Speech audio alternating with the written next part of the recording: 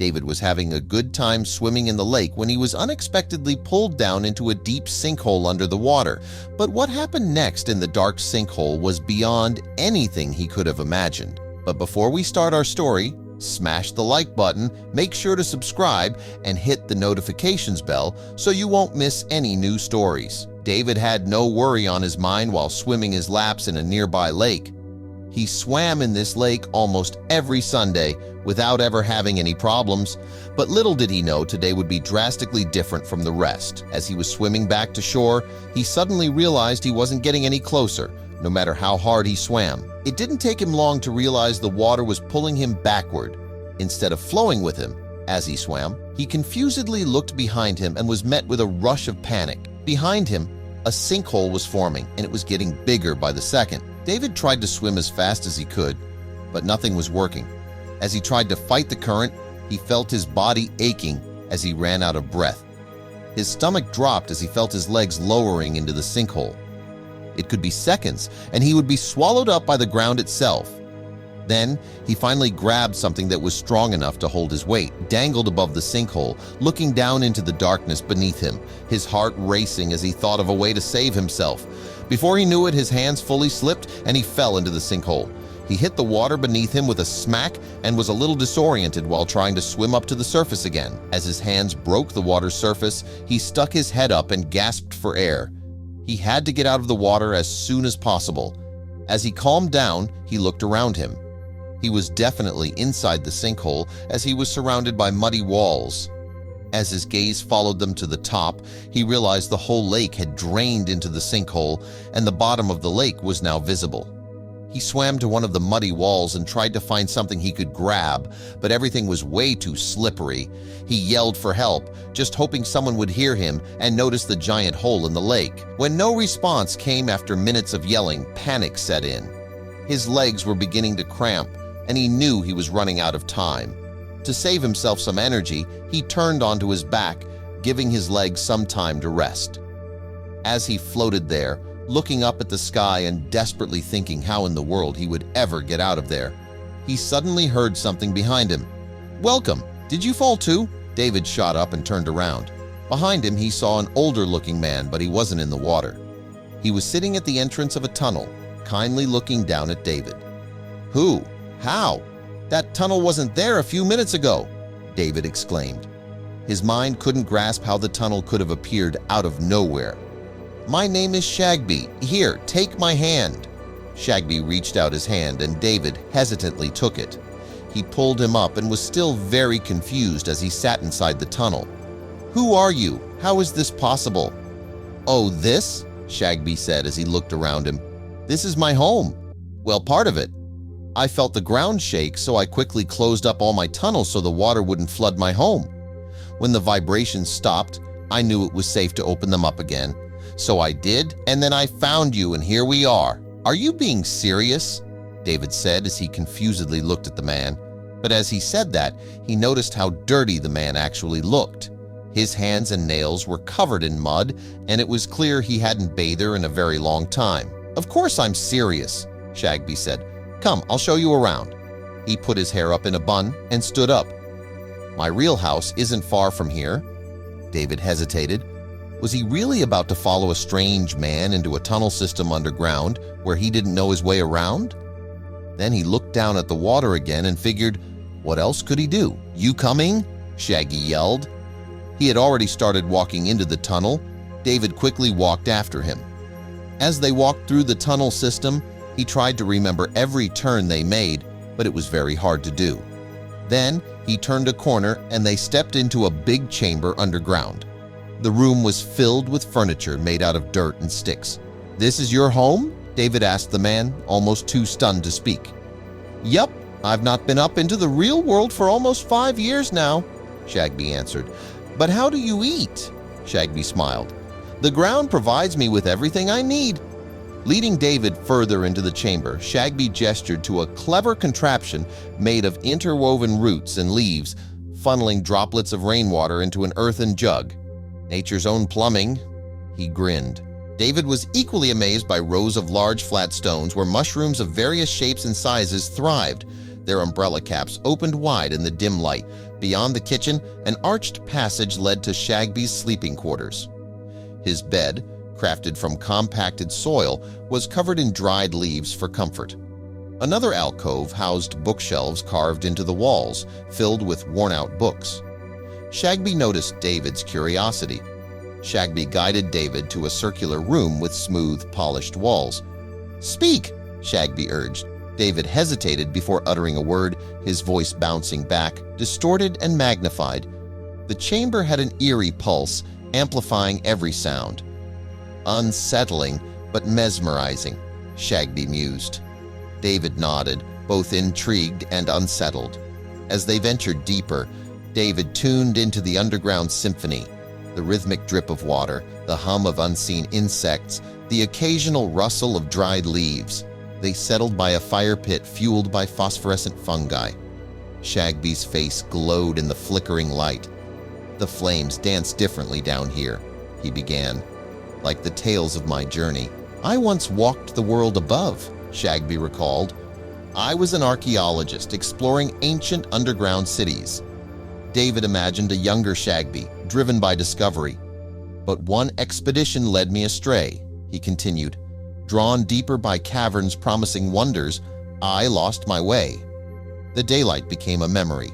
David felt the weight of Shagby's words, picturing his growing desperation as he realized escape was impossible. "Days turned to weeks," Shagby admitted. "With dwindling supplies, I made a choice. Embrace the darkness, build a life here." David tried to grasp the courage required to abandon the surface world. "Living off the grid is liberating," Shagby mused. "Down here I found peace, a simplicity the surface lacks." David struggled with the contrast, Shagby's contentment against his own longing for the world above. At night, David tossed on his earthen bed. The once soothing hums and drips now felt ominous. Shadows seemed to shift, and each noise jolted him awake, deepening his unease. He began noticing Shagby's secretive murmurs and cryptic glances. Was his host a friend or something else? The underground world had been wondrous, but doubt crept in. Was he being paranoid, or was his instinct warning him? As they explored the tunnels, David felt unseen eyes watching. Fleeting movements at the edge of his vision sent chills down his spine. Were they truly alone in this vast underground labyrinth? Tension between him and Shagby grew. Where once curiosity had bonded them, unease now filled the silences. Each glance carried unspoken suspicions. Then, alone in a passage, David discovered ancient symbols etched into the stone, patterns resembling a map. His pulse quickened. Could this be a way out? He hurriedly copied the markings onto parchment, tracing each stroke with mounting hope. Piece by piece, he analyzed them, detecting pathways and familiar landmarks. If his interpretation was correct, he had a route back to the surface. But with this discovery came uncertainty. If he attempted escape, what dangers lay ahead? And, more pressing, would Shagby try to stop him? Determined, David discreetly gathered supplies, luminous fungi for light, edible mushrooms for sustenance, and collected rainwater. Each item was a step toward freedom, his preparations a silent rebellion against the world he had been pulled into. David fashioned rudimentary tools, a sharp-edged stone for cutting, intertwined roots for rope, and compacted clay as markers. He knew these would be vital for navigating the maze ahead. He decided the next rain would be his moment. The cascading water would mask his escape, providing the perfect diversion. In a secluded alcove, he concealed his supplies, a hidden cache of hope. Each visit reinforced his resolve. As the time neared, David mentally rehearsed his plan. Every lesson learned, every detail observed, strengthened his determination. This was his only chance. But Shagby had noticed. His warm gaze was now replaced with hurt. "I've seen you, David," he murmured. "Preparing, hiding, plotting. Do you think so little of me?" His voice trembled with pain. David's voice cracked. "You want to keep me here, don't you?"